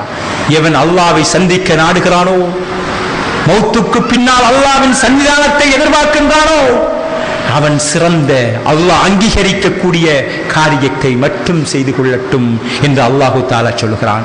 அன்பான இஸ்லாமிய சகோதரர்களே, உலகத்தில் யாருமே நிராகரிக்க முடியாத ஒரு நிதர்சனமான உண்மைதான் நாங்கள் எல்லாம் மௌத்தாக போகிறது என்று. என்னுடைய ஈமானின் அடிப்படைகளில் ஒன்று, எம் மௌத்துக்கு பின்னால் உள்ள வாழ்க்கை இந்த உலகம் பற்றிய வாழ்க்கையை மையமாக வைத்துத்தான் தீர்மானிக்கப்பட இருக்கிறது என்பது என்னுடைய ஈமானிய அம்சங்களில் ஒன்று. அந்த நாளிலே நன்மைகளும் தீமைகளும் நிறுத்தப்படுவது சத்தியம் என்று அல்லாஹ் அல் குர்ஆனிலே சொல்கிறான். நன்மை தீமை என்றால் இந்த உலகத்தின் வாழ்க்கையில் நாம் செய்த ஒவ்வொரு செயலும் அல்லாஹ்வால் விசாரணைக்குட்படுத்தப்படும். அவைகளில் எவைகள் சீரியதாக அல்லாஹ்வும் அல்லாஹ்வுடைய தூதரும் சொன்ன வழியில் அமைந்ததோ அவைகள் அதிகமாக இருந்தால் அவைகள் கனத்து அதன் மூலமாக அவர் நாளை மறுமையிலே சுவர்க்கம் போகக்கூடிய வாய்ப்பு இருக்கிறது. அவைகள் குறைவாக இருந்தால், அவைகள் கனதி குறைந்ததாக இருந்தால் அவர்கள் சீரழிவை சந்திக்க வேண்டிய நிலைமை ஏற்படும் என்று அல்லாஹு தஆலா குர்ஆனிலே சொல்கிறான். அன்பான இஸ்லாமிய சகோதரர்களே, ரசூல் ஸல்லல்லாஹு அலைஹி வஸல்லம் அவர்கள் சொல்கின்ற செய்தி, நாளை மறுமையிலே மனிதன் தன் 2 கால்களையும் நகர்த்த முடியாது. 4 கேள்விகளுக்கு பதில் சொல்கின்ற வரைக்கும் உன்னுடைய ஆயுளை எப்படி கழித்தாய் என்று, வாழ்க்கையின் எல்லா விவகாரங்களுக்கும் பதில் சொல்ல வேண்டும். உன் வாலிபத்தை நீ எப்படி கழித்தாய் என்று பதில் சொல்ல வேண்டும். உன் பொருளாதாரம் வந்த வழி எது, போன வழி எது என்று பதில் சொல்ல வேண்டும். அறிவு, அதை பயன்படுத்திய முறை, இவைகள் பற்றி பதில் சொல்ல வேண்டும். இப்படி ஒரு மனிதனுடைய ஒட்டுமொத்த வாழ்க்கையின் ஒவ்வொரு அம்சங்களும் நாளை மறுமையிலே விசாரணைக்குட்படுத்தப்பட இருக்கின்றன. பதில்கள் சொல்ல வேண்டி இருக்கிறது. இதுக்கெல்லாம் கேள்வி கணக்கா என்று மனிதன் கேட்க முடியாது. எல்லாவற்றுக்கும் ஒட்டுமொத்த ஆயுளுக்கும். அன்பான இஸ்லாமிய சகோதரர்களே, 50 வயது, 60 வயது, 70 வயது, ஏன் 40, 30 வயதிலே வாழுகின்றவர்களே, எங்களுடைய வாழ்க்கைக்கு முழுவதற்கும் அர்த்த புஷ்டியான பதில்கள் எங்களிடத்தில் இருக்கின்றனவா? எங்களுடைய வாழ்க்கை ஒவ்வொன்றும் சீரியதாக, சிறந்ததாக, அமலும் சாலிகுன் அல்லாஹ்வால் ஏற்றுக்கொள்ளப்பட்ட செயலாக இருக்கிறதா, அல்லது சீர்கெட்டு சீரழிந்து போன செயல்களாக இருக்கிறதா என்று கொஞ்சம் யோசித்து பாருங்கள். ஏனென்றால் நாங்கள் எல்லாம் மௌத்தாக போகிறோம். தொண்டக்குழியில ரூஹு வந்த அடையக்கள் அல்லாஹு தாலா மனிதர்கள் எல்லோருக்கும் அந்த கடைசி நேரத்தில் மௌத்தா போப்ராயிரா மனிஷா என்று உணர்த்துவான். அப்போது மனிதர்கள் உணர்வார்கள், நான் பாவம் செய்துட்டனே, சீரழிஞ்சிட்டனே, அநியாயம் செய்துட்டனே, மௌத்தா போப்ரனே, இனி எப்படி போய் அல்லாஹ்ட்ட தப்புற என்று மனிதர்கள் யோசிப்பார்கள், கவலைப்படுவார்கள், அல்லாஹ்விடத்தில் அவகாசம் கேட்பார்கள், திண்டாடுவார்கள், மன்றாடுவார்கள். எதுவுமே கொடுக்கப்பட மாட்டாது. யா அல்லாஹ், எனக்கு கொஞ்சம் கால அவகாசம் தான், நான் சீரான சிறந்த வணக்கங்களை செய்துவிட்டு ஒரு சிறந்த மனிதனாக வருகின்றேன் என்று கேட்பான். அல்லாஹ் தரமாட்டான் சகோதரர்களே, அல்லாஹ் அந்த வாய்ப்பை தரமாட்டான் என்று அல்லாஹ் குர்ஆனிலே சொல்கிறான். எனவே சமுதாயத்தை ரசூல் ஸல்லல்லாஹு அலைஹி வஸல்லம் அவர்கள் ஒரு சிறந்த சமுதாயமாக, ஒரு சீரிய சமுதாயமாக வடித்தெடுத்து வழிநடத்திய விதம் ஒன்று, ஈமானை மிகவும் ஆழமாக அவர்களுக்கு போதித்தார்கள். இரண்டாவதாக, மனிதர்களே, நீங்கள் மௌத்தாக போகிறீர்கள், நீங்கள் மௌத்தாகி விடுவீர்கள். மௌத்துக்கு பின்னால் உங்கள் வாழ்க்கையின் ஒவ்வொரு விவகாரங்களுக்கும் நீங்கள் பதில் சொல்ல வேண்டும் என்கின்ற அந்த விடயத்தை அவர்களுக்கு ஆழமாக வலியுறுத்தினார்கள். அவர்கள் மறுமைதான் நிரந்தரமான வாழ்க்கை. யா ரசூலல்லாஹ், அல்லாஹ்வுடைய பாதையிலே போய் போராடினால் எனக்கு சொர்க்கம் கிடைக்கும், நான் அங்கே வெற்றி அடையலாமா என்று கேட்டு ஆம் என்று சொன்னால் வெளியிறங்கி போனார்கள். அவர்கள் போன பாதை என்பது பஞ்சுமெத்தையும் பசும் புல்லும் நிறைந்த பாதை கிடையாது. கழுத்து சீவப்படலாம், கைகள் இரண்டாக வெட்டப்படலாம், கால்கள் துண்டாடி நொண்டியாக மாறி வரலாம். ஆனால் மறுமையிலே மௌத்துக்கு பின்னால் எனக்கு வெற்றி கிடைக்கும் என்று ரசூலுல்லாஹ் உத்தரவாதம் வழங்கினார். இறங்கி பணி செய்தார்கள். அன்பான இஸ்லாமிய சகோதரர்களே, மதீனா நகரிலே ரசூல் ஸல்லல்லாஹு அலைஹி வஸல்லம் அவர்கள் மக்காவிலே இருந்த 13 வருடங்களுக்கும் ஈமானிய இறைவனை பற்றிய நம்பிக்கை சார்ந்த விடயங்களை தான் ஆழமாகவும் வேகமாகவும் மிகவும் உறுதியாகவும் அந்த சமுதாயத்தின் மக்களிலே பதித்தார்கள். நமக்கு தெரிந்த வரலாறு தான். மதீனாவுக்கு ரசூல் ஸல்லல்லாஹு அலைஹி வஸல்லம் அவர்கள் வந்ததன் பின்னால் தான் அது செய்வது தடை, இது செய்வது தடை, இந்த முறையிலே நீங்கள் வணங்க வேண்டும், இந்த முறையிலே நீங்கள் நடக்க வேண்டும் என்கின்ற சட்ட திட்டங்களும் கட்டுப்பாடுகளும் கடமைகளும் அவர்களுக்கு விதிக்கப்படுகின்றன. எந்த விதமான எதிர்ப்பும் இல்லாமல் அந்த சமுதாயம் அப்படியே அடிபணிந்து போனதல்லவா? ரசூல் ஸல்லல்லாஹு அலைஹி வஸல்லம் அவர்கள் மக்கா நகரத்தில் இருக்கின்ற போது சில ஜாகிலியத்தான பண்புகளை தடை செய்திருந்தாலும் அந்த மக்களுக்கான சட்டங்களையும் விதிகளையும் போட்டு விபச்சாரம் ஹராம், மதுபானத்தை மானத்தின் சின்னமாக, கௌரவத்தின் சின்னமாக வீடுகளிலே தேக்கி வைத்திருந்த ஸ்டோராக சேர்த்து வைத்திருந்தவர்கள், இப்படி அந்த சமுதாயம் இவையற்றை எல்லாம் கௌரவமாக பார்த்ததோ அத்தனை பாவங்களையும் அப்படியே செய்து வந்த சமுதாயம், மக்களே இது அல்லாஹ் கூடாது என்று சொல்கிறான், விடுங்கள் என்றால் வீதிகளிலே சாராயம் மதுபானம் ஆறாக ஓடுகின்ற அளவுக்கு அவற்றை தள்ளி விடுகிறார்கள். வாய்களுக்குள் இருந்தவர்கள் கொப்பளிக்கிறார்கள். தங்களை அல்லாஹ் கோபித்துக் கொள்ளக்கூடாது, அல்லாஹ் வரை செய்து விட்டானா? அல்லாஹ் தஆலா இதனை இம்மிடத்தில் இருந்து விலக்கி விட்டாரா என்றால் ஆமன்னா வஸல்லம்னா, நாங்கள் அல்லாஹ்வை ஈமான் கொண்டவர்கள், அவனுக்கு முழுமையாக அடிபணிகிறோம் என்று அப்படியே அடிபணிந்து போனார்கள். சகோதரர்களே, இந்த பண்பாடு எம்மை நோக்கி மீளாமல் எந்த சீர்கேடும், ஒரு சிறிய சீர்கேடும் எம்மை விட்டு நகராது நகராது. இந்த உணர்வு எமக்கு வர வேண்டும்.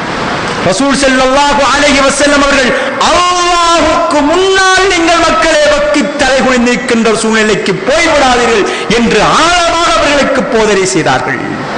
அல்லாஹ்வின் சன்னிதானத்தில் மறுமைகளை நீங்கள் எல்லாம் கொண்டு வந்து நிப்பாட்டப்படுவீர்கள். நீங்கள் செய்த செயல்கள் எல்லாம் அங்கே கொண்டு வந்து வைக்கப்படும், விசாரணை நடத்தப்படும். நீங்கள் நன்மைகள் செய்திருந்தால், உங்களுடைய நற்செயல்கள் கனதியாக இருந்தால் நீங்கள் எல்லாம் சொர்க்கம் போவீர்கள். இல்லை என்றால் படு பாதகம் நிறைந்த, படு சோதனைகள் நிறைந்த, உங்களால் தாங்கவே முடியாது என்கின்ற அந்த நரக படிகுழியைத்தான் நீங்கள் அடைவீர்கள்.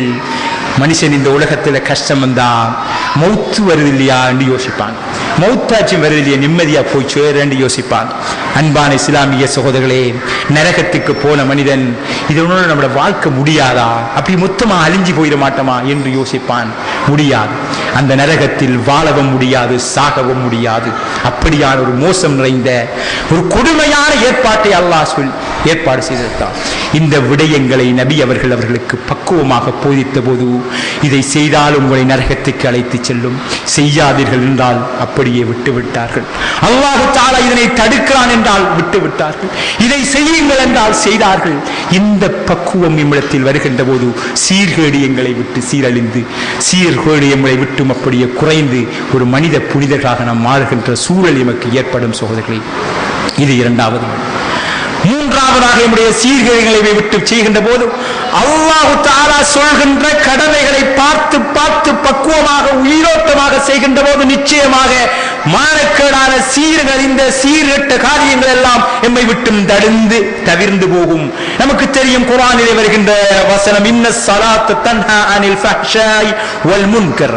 நிச்சயமாக தொழுகை என்பது மனிதனை மானக்கேடான காரியங்களிலிருந்தும் அல்லாஹ்வால் தடுக்கப்பட்ட காரியங்களிலிருந்தும் அவனை தவிர்ந்து வாழ வழிகாட்டும் என்ற செய்தியை நாம் குர்ஆனிலே படிக்கிறோம்.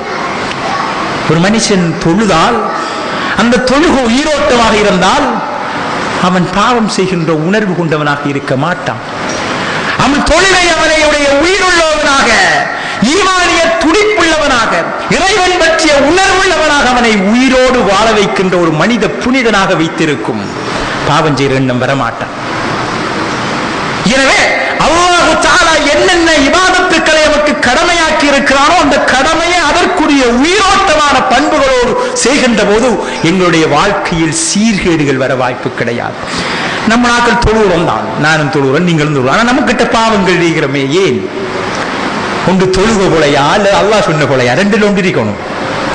தொழுதாலும் வட்டியை கொடுக்கிறவன் கொடுக்கான், தொழுதுட்டும் விபச்சாரம் செய்கிறவன் செய்கிறான், தொழுதுட்டும் லஞ்சம் வாங்குகிறவன் வாங்குறான், மோசடி செய்கிறவன் செய்கிறான். இப்படி இந்த சமுதாயத்தில் எதுவெல்லாம் சீர்கேடான காரியங்களோ பாவமான காரியங்களோ அவற்றை தொழுகின்ற மக்களும் செய்கிறார்கள். ஆனால் அல்லாஹ் சொல்கிறான், இன்ன ஸலாத்த தன்ஹா அனில் ஃபஹ்ஷாய் வல் முன்கர். நிச்சயமாக தொழுகை என்பது மானக்கேடான அல்லாஹ்வால் தடுக்கப்பட்ட காரியங்களை விட்டும் அவனை தடுக்கும் என்று சொல்கிறான். தடுக்கவில்லை என்றால் நாம் சரியாக தொழவில்லை என்ற அர்த்தம். சகோதரர்களே, அல்லாஹ் சொன்ன வாக்கு ஒருபோதும் பிழையானது கிடையாது. எங்களை நாம் ஒவ்வொருவரும் மீள்பரிசீலனை செய்ய வேண்டும், சுய விசாரணை செய்ய வேண்டும். இது நாம செய்யறதில்லை. நம்மளோட ஈமானிய உணர்வுகள்ல நம்மள்கிட்ட பிழை வருது, நம்மள்கிட்ட ஏன் தவறு வருது, ஏன் தப்பு செய்கிறோம், ஏன் நாம் என்னுடைய சீரழிவில் ஏன் இப்படி இருக்கிறது என்று நாம் யோசிப்பது கிடையாது. யோசிக்கணும் சோதரர்களே. ஒரு யோசிக்கிற கட்டம் ஒன்று வரும், சக்கராத்துடைய கட்டம். ஆனா அப்ப பிரயோசனம் தர மாட்டாது. அல்லாஹ் தஆலா அதனை குர்ஆன்ல சொல்றான், நம்ம மௌத்தாகின்ற கட்டத்தில் நமக்கு யோசிக்கிற ஒரு டைம் ஒன்று வரும், இதெல்லாம் செய்யலையே, நான் ஒன்றுமே செய்யலையே. ஆனால் அங்க பிரயோசனம் இல்லை. இப்ப நாம் எங்களை பற்றி யோசித்துக் கொள்ள வேண்டும். இப்ப நாம் அதை பற்றி சீர்திருத்து பார்க்க வேண்டும். அப்படி சீர்திருத்து பார்த்தோம் என்றால் நிச்சயமாக உங்களுடைய வாழ்க்கையில் மாற்றம் வரும். எனவே நாம் மௌத்துடைய அந்த கடைசி அந்த மரண அவஸ்தையை சந்திப்பதற்கு முன்னால் தேக ஆரோக்கியமாகவும் தெம்போடும் நலமாய் திரிகின்ற இந்த சூழலில் திடீரென்று எனக்கு மௌத்து வந்து விட்டால் எந்த நிலை என்கின்ற அந்த உணர்வோடு என் வாழ்க்கையை நாம் மாற்றுகின்ற போது அல்லாஹு தஆலா சொல்கின்ற ஒவ்வொரு காரியத்தையும் பார்த்து பார்த்து பக்குவமாக உயிரோட்டமாக உள்வாங்கி உணர்ந்து தொழுகின்ற போது என் வாழ்க்கையில் மாற்றம் வரும். சகோதரர்களே, நாம ஓதுறோம், வளமையா தொழுகிறோம். தொழுகையில் ஒவ்வொரு நாளும் அல்ஹம்துலில்லாஹி ரப்பில் ஆலமீன் அர் ரஹ்மானிர் ரஹீம். எத்தனை பேர் இந்த குர்ஆன் வசனத்தை ஆழமாக அர்த்தமாக தெரிந்து வைத்து ஓதுகிறோம்? எத்தனை பேர் ஓதுறோம்? ஒவ்வொரு நாளும் அந்த துஆவில் நாம ஓதுகின்ற போது அத்தனையுமே பிரார்த்தனைகள். எனவே உயிரோட்டமான இபாதத்துக்கள் என் வாழ்க்கையை ஒழுங்குபடுத்தி நம்ம நாட்கள் தொழுகிறோம். சடங்கிற்கும் சம்பிரதாயத்திற்கும் நம்முடைய அமல்கள் ஆகி போனதனால் எம் இதர வாழ்க்கையில் நம்முடைய இபாதத்துக்கள் தாக்கம் செலுத்தவில்லை. என் வாழ்க்கையில் ஏனைய விவகாரங்கள் இருக்கின்ற சீர்கேடுகளை அவைகள் சீர்திருத்தவில்லை. நோன்பு பிடிக்கும், நோன்பு காலம் வந்தா நோன்பு பிடிக்கும். எல்லாரும் நோன்பு பிடிச்சிட்டு இந்த பாவத்தை செய்யலாமான்னு கேட்கும். ஒரு பொய் பேசினால் நோன்பு பிடிச்சிட்டு இந்த அநியாயத்தை நீ செய்யலாமான்னு கேட்கும். நோன்பு பிடிச்சிட்டு படம் பாக்கி என்று கேட்கும். நோன்பு பிடிச்சிட்டு களவெடுக்கி என்று கேட்கும். நோன்பு பிடிச்சிட்டு செய்வது எப்படி ஹராமோ அப்படித்தான் நோன்பு அல்லாத காலங்களிலும் செய்வது ஹராம். இது நோன்புக்குள்ள மனுஷன் திருந்தி வாழும் என்பதற்காக ஒரு நோன்பு மாதம் தரவில்லை.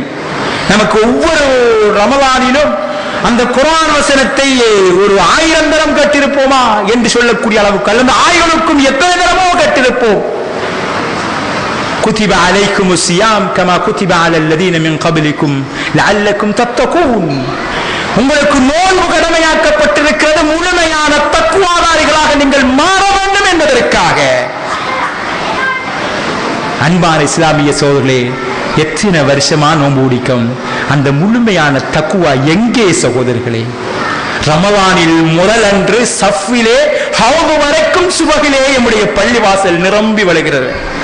10வது நாள்ல 10 லைனோட அது பள்ளி நிற்கும். கடைசி நோன்பு வரக்கல கடைசியா வளமையா முஅத்தினும் இமாமும் நிக்கிற மாதிரி அந்த சஃப் மீண்டும் நாள் நம்முடைய ஈமான் வெறும் வேஷம் தானே, உயிரோட்டமற்றது தானே, உணர்வற்றது தானே, ஒரு காட்சி பொருளாக ஏதோ ஒரு நடன வேஷம் போடுகின்றவர்கள் போன்றுதானே இருக்கின்றன. இப்படி இருக்கக்களே நம்முடைய வாழ்க்கையில் நாம் செய்கின்ற அந்த வணக்கத்திலே ஒரு சீரிய தன்மை, ஒரு நேரிய தன்மை, ஒரு நிலையான தன்மை இல்லை என்றால் எப்படி சகோதரர்களே ஏனைய வாழ்க்கையில் இவைகள் தாக்கம் செலுத்தும்? நமக்கு தெரியும் ஹவ்வலா ரலியல்லாஹு தஆலாவுடைய சம்பவம். சஹாபாக்கள் ரசூல் ஸல்லல்லாஹு அலைஹி வஸல்லம் அவர்களிடத்தில் வந்து நாஃபக ஹவ்வலா என்கின்ற அந்த சம்பவத்தை நாம் பார்த்திருக்கிறோம். ஹவ்வலா முனாஃபிக்காகி விட்டார் என்கின்ற செய்தியை வந்து சொல்கிறார். யா ரசூலல்லாஹ், நான் முனாஃபிக்காயிட்டேன், என்ன விஷயம் சொல்லுங்கள். உங்களோட பள்ளிக்கு இருக்கல ஈமான் தக்வா அப்படியே உச்சகட்டத்திலே இருக்கு. சொர்க்கத்தை பத்தி பேசுறீங்க, நரகத்தை பத்தி பேசுறீங்க, சொர்க்கத்தை அப்படியே கண்ணால பாக்குற மாதிரி ஒரு உணர்வு வருது. நரகத்தை பத்தி பேசுகின்ற போது நரகத்தை கண்ணால் அப்படியே பார்க்கிற மாதிரி ஒரு உணர்வு வருகிறது. எனவே அந்த நரகத்தை விட்டு விரண்டோட வேண்டும், சொர்க்கத்தில் நுழைய வேண்டும் என்கின்ற அந்த உணர்வு நிறைந்த அந்த உள்ளம் ஏற்படுகிறது. யா ரசூலல்லாஹ், ஆனா உங்களை விட்டு போட்டு பள்ளியை விட்டு வெளியிறங்கி போனா, குடும்பங்களோடு சேர்கின்ற போது, தொழில் துறவுகளோடு இரண்டரை கலக்கிற போது அந்த உணர்வு மங்கி மறைந்து போய்விடுகிறது. யா ரசூலல்லாஹ், ஒரு நயவஞ்சக உணர்வு என்னில் இருக்கிறதோ, நான் ஒரு நயவஞ்சகனாக நாடகமாடுகிறேனோ என்று சஹாபாக்களுடைய பாசறையிலே பயின்றெழுந்த சஹாபாக்கள் தன் ஈமானை பரிசோதனை செய்திருக்கிறார்கள். தன் ஈமான் உயிரோட்டம் உள்ளதாக, உயிர் துடிப்புள்ளதாக, தன் வாழ்க்கையின் எல்லா விவகாரங்களிலும் தாக்கம் செலுத்தவில்லையே என்ற கவலையோடு அவர்கள் அல்லாஹ்வுடைய தூதரிடத்திலே முறைப்பாடு செய்திருக்கிறார்கள். நாங்கள் எந்த அளவுக்கு ஈமானிய உணர்வோடு இருக்கிறோம் என்று என்றாவது யோசித்து பார்த்தோமா சகோதரர்களே? எனவே வாழ்க்கையிலே சீர்திருத்தம் வர வேண்டும் என்றால், சீரிய சமுதாயம் வர வேண்டும் என்றால், உயிர் துடிப்புள்ள ஆக்கபூர்வமான மிகவும் உள்ளார்ந்தமாக ஒவ்வொரு வணக்கத்தையும் அனுபவித்து செய்யக்கூடிய பக்குவம் வந்தால் வாழ்க்கையிலே மாற்றம் வரும் சகோதரர்களே, வாழ்க்கையிலே மாற்றம் வரும். நோன்பு என்பது நோன்பு காலத்தில் உங்களை பக்குவப்படுத்துக்காக வந்தது அல்ல. தொழுகை என்பது தொழும்போது மட்டும் நீங்கள் தக்குவாதாரிகளாக உங்களை வேஷம் போடுவதற்காக ஆகமாக்கப்பட்ட கடமை அல்ல. இப்படி ஒவ்வொரு வணக்கமும் உங்களை ஹஜ்ஜுக்கு அனுப்பி நீங்கள் பச்சிலம் பாலகன் போன்று திரும்பி வாருங்கள் என்றால் அந்த ஹஜ்ஜும் திரும்பி வருவதற்கும் வரைக்குமான காலத்திற்கான கடமை அல்ல. ஜக்காத்து கொடுங்கள், அது உங்களை தூய்மைப்படுத்தும் என்றால் அதனோடு முடிந்தது அல்ல. வாழ்க்கையின் எல்லாவற்றை அல்லாஹ்வுக்காண்டி காசை இழக்கிறான், அல்லாஹ்வுக்காக வேண்டிய நேரத்தை இழக்கிறான், அல்லாஹ்வுக்காக இவ்வளவும் செய்கின்ற நாம் ஏன் மௌத்தாக போகின்ற நாம் பிழையான வழியில் இந்த பொருளை தேட வேண்டும்? ஏன் பிழையான வழியில் எம் இன்பங்களை தீர்க்க வேண்டும்? ஏன் பிழையான காட்சிகளை என் கண்ணால் காண வேண்டும்? ஏன் பிழையாக இன்னொரு மனிதனோடு நடக்க வேண்டும்? ஏன் ஏன் ஏன் என்னுடைய சொத்தை அல்லாஹ்வுக்காக நான் தியாகம் செய்கிறேன், என் நேரத்தை அல்லாஹ்வுக்காக தியாகம் செய்கிறேன், அல்லாஹ்வுடைய பாதையிலே எனக்காக எவ்வளவோ செய்கிற நான் என்று உள்ளார்த்தமாக ஒவ்வொருவரும் தனிமையிலிருந்து உருகி உணர்ந்து எம் இபாதத்துக்களை உயிரோட்டமானதாக ஆக்கினால் அழிந்து போகின்ற இந்த துன்வால் ஏன் இந்த அற்பமான காரியங்களை நான் செய்ய வேண்டும் என்கின்ற உணர்வு எங்கள் உசுப்பி உயிரோட்டம் உள்ள மனிதர்களாக எங்களை மாற்றும் சகோதரர்களே. அந்த உணர்வு மங்கி மறைந்து அது ஒரு தொங்கி ஒரு சொங்கல்ல அப்படியே நிக்கிறதால நாங்கள் எப்படியோ இருக்கிறோம். அது இன்னும் உயிரூட்டி உரமூட்டி வளர்க்கப்பட வேண்டிய தேவை இருக்கிறது. அடுத்ததாக ரசூல் ஸல்லல்லாஹு அலைஹி வஸல்லம் அவர்கள் இந்த சமுதாயத்தினுடைய சீர்கேட்டில் இருந்து சமுதாயம் சீர்திருந்ததற்காக காட்டிய வழிமுறைகளில் ஒன்றுதான் அந்தந்த ஒவ்வொருவரும் தன்னையும் தன் சூழலையும் நரக நெருப்பிலிருந்து காப்பாற்ற வேண்டும் என்கின்ற அந்த சிந்தனையும் அந்த முயற்சியிலும் தன்னை ஈடுபடுத்திக் கொள்ள வேண்டும் என்கின்ற அந்த உத்தரவு. கூ அன்ஃபுஸகும் வ அஹ்லீக்கும் நாரா. அல்லாஹ் தஆலா ஈமான் கொண்ட விசுவாசிகளை விழித்துச் சொல்கிறான், உங்களை நீங்கள் காப்பாற்றிக் கொள்ளுங்கள். கூ அன்ஃபுஸகும், உங்களை நீங்கள் காப்பாற்றிக் கொள்ளுங்கள். வ அஹ்லீக்கும், இரண்டாவதாக உங்களுடைய குடும்பத்தை நீங்கள் காப்பாற்றிக் கொள்ளுங்கள். எதிலிருந்து? நரக நெருப்பில் இருந்து காப்பாற்றிக் கொள்ளுங்கள். வகூதுஹன் நாஸ் வல் ஹிஜாரா. அந்த நரகத்துடைய எரிகட்டைகள் மனிதர்களும் கற்களும் தான். மனிதர்களை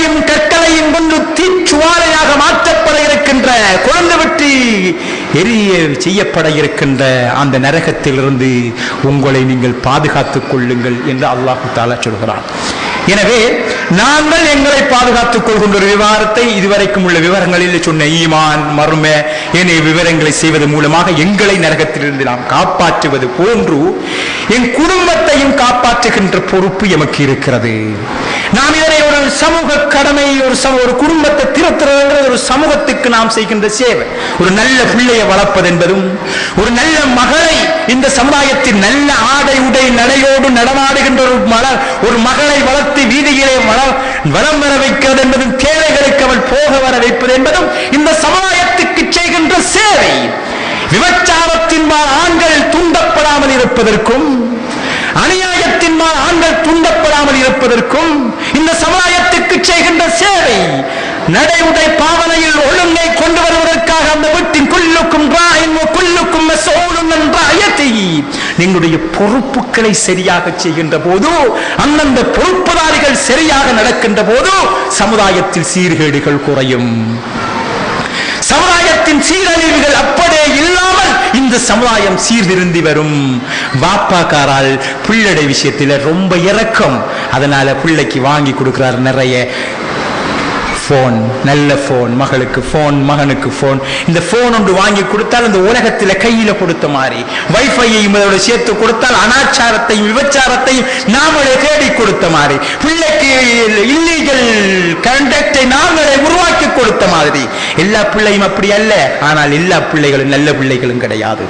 இந்த உலகம் நாம் வாழுகின்ற சூழல் ஒரு சவால் நிறைந்த சூழல். ஷைத்தானிய அழைப்புகளும் அனாச்சாரத்துக்கும் விபச்சாரத்துக்கும் கீழ்த்தரமான கலாச்சாரத்துக்கும் விளம்பரங்கள் இலவசமாக செய்யப்படுகின்ற ஒரு மோசமான சூழலிலே வாழுகின்ற போது என் பிள்ளைகளை பக்குவமாக பராமரிக்கின்ற, நாம் வாழுகின்ற சூழல் இருக்கின்ற சமுதாயத்தின் உறுப்பினர்களை மிகவும் பேணுதலாக பாதுகாக்கின்ற பொறுப்பு அந்தந்த கட்டங்களில் இருக்கின்ற பொறுப்புதாரிகளுக்கு இருக்கிறது.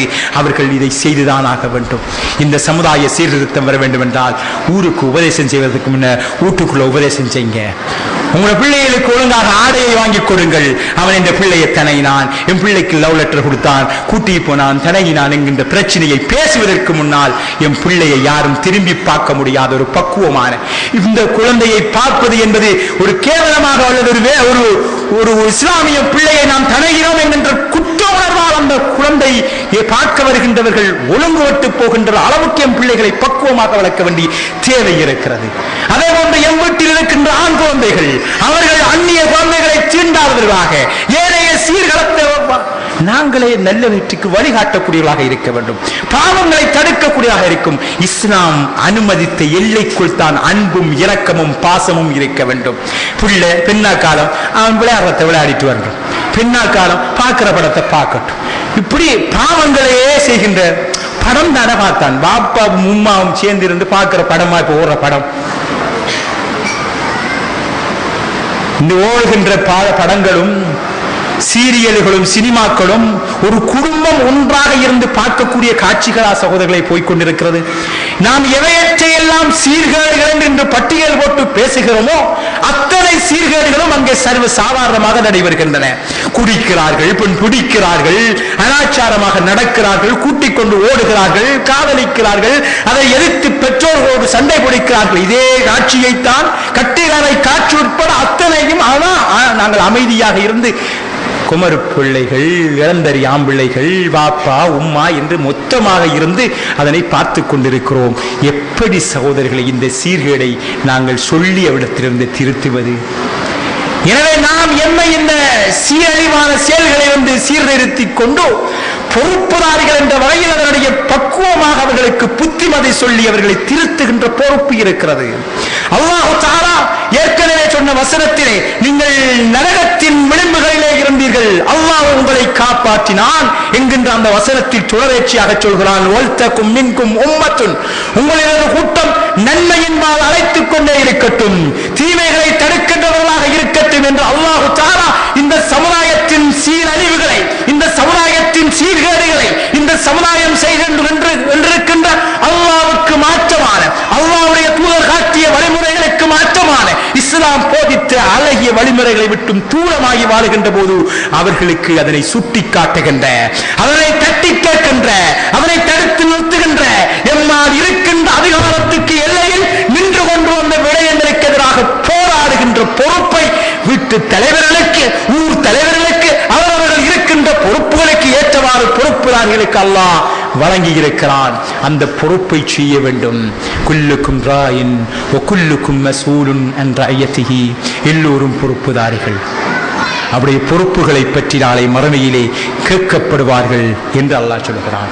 அல்லாஹ்வுடைய தூதர் அவர்கள் சொல்கின்றார்கள்.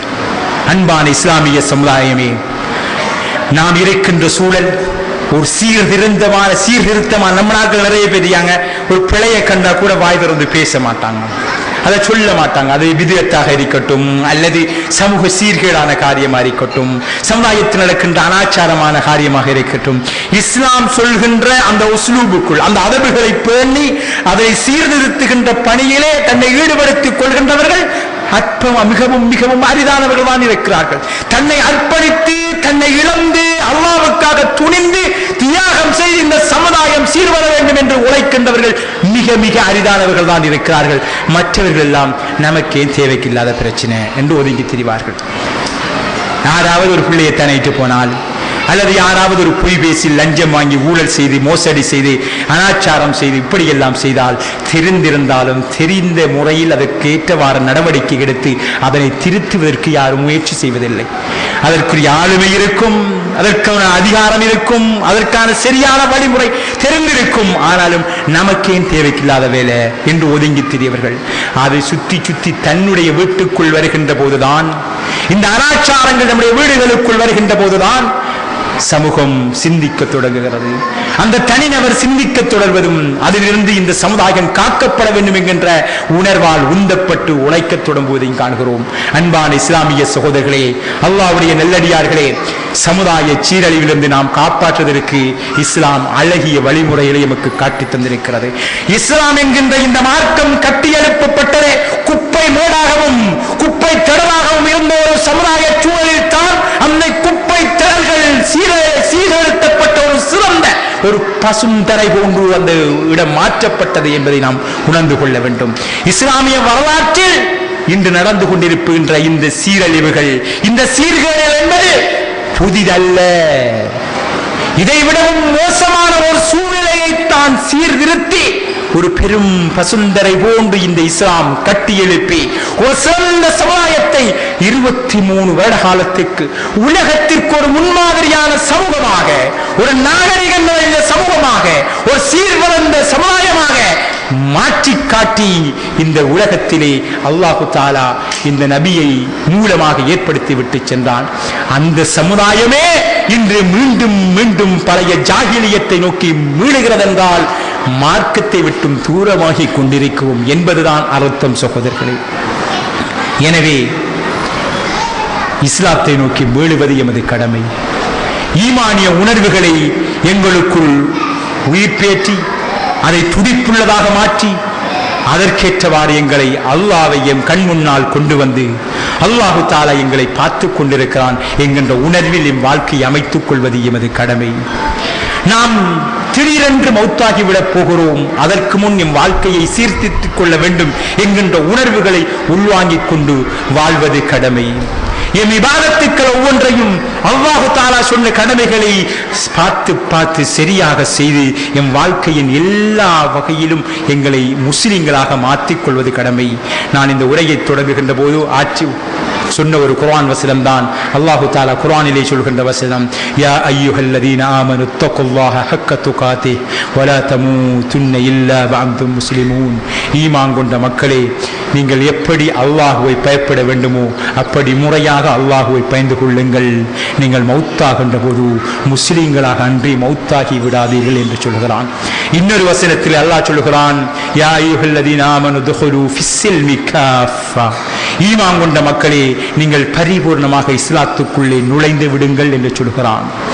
நம்முடைய வாழ்க்கையில நிறைய பேர் வாழ்க்கையில நாங்கள் அல்லாஹ்வுக்கு முழுமையாக கட்டுப்படாமல் வாழ்க்கையின் சில விவகாரங்களில் மட்டும்தான் அல்லாஹ்வுக்கு கட்டுப்பட்ட நிலையில் வாழ்வதனாலும் என் சமுதாயத்தில் சீர்கேடுகள் மலிந்து காணப்படுகின்றன. பள்ளிக்குள்ள வந்தா இஸ்லாம், மக்காவுக்கு போனா இஸ்லாம், நோன்பு காலம் வந்தா இஸ்லாம், வாழ்க்கையின் சில அம்சங்களில் சடங்குகளோடும் சம்பிரதாயங்களோடும் இஸ்லாம், ஏனைய வாழ்க்கையின் ஏனைய இதர அம்சங்களில் சீர்கேடுகள், சீர்கெட்ட வழிமுறைகள், ஜாஹிலியத்துக்கள், ஷைத்தானிய வழிகாட்டுதல்களை சர்வசாதாரணமாக பின்பற்றுகின்ற சூழல். எனவே அல்லாஹ்வுடைய நல்லடியார்களே, இஸ்லாமிய சகோதரர்களே, நாங்கள் மரணிப்பதற்கு முன்னால் எம் வாழ்க்கையை, எம் குடும்ப வாழ்க்கையை, எம் சமூக வாழ்க்கையை மாற்றுவதற்கு முயற்சி செய்ய வேண்டும். அல்லாஹு தஆலா ஒரு சிறந்த சமுதாயமாக, ஒரு சிறந்த சமூகத்தின் அங்கத்தவனாக இருந்து வாழ்ந்து மரணிப்பதற்கு எனக்கும் உங்களுக்கும் வாய்ப்பை தருவானாக. வ ஆகிரு தஅவானா அனில் ஹம்துலில்லாஹி ரப்பில் ஆலமீன். அஸ்ஸலாமு அலைக்கும்.